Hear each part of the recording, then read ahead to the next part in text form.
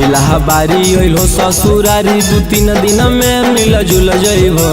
पहिला बारी अइलो ससुरारी 2-3 दिन में मिल जुल जइबो।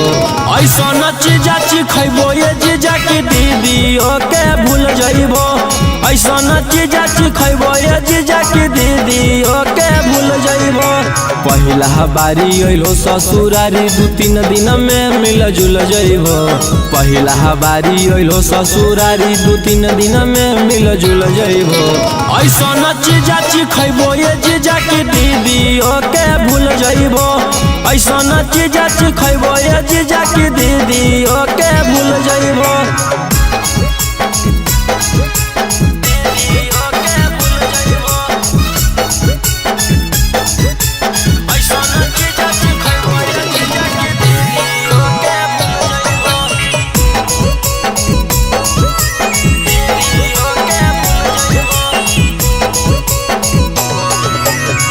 भेटई तो मजा भेटई तो दीदी से अच्छा भेटई तो लेला स्वादी देहियो आजादी मौका नहीं ऐसन तो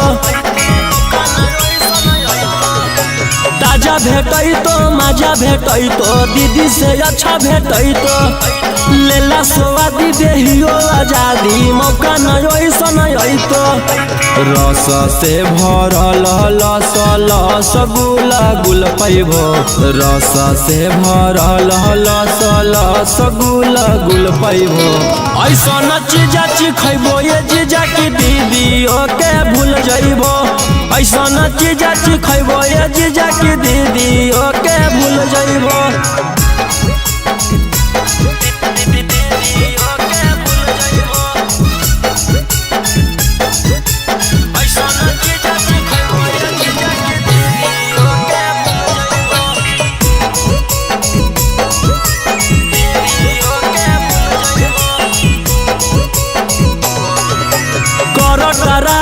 हमर मलाई खाई के जइबो आघाई करी ला टेस्ट है बड़ी बेस्ट चीज नहीं ऐसन भेटाई।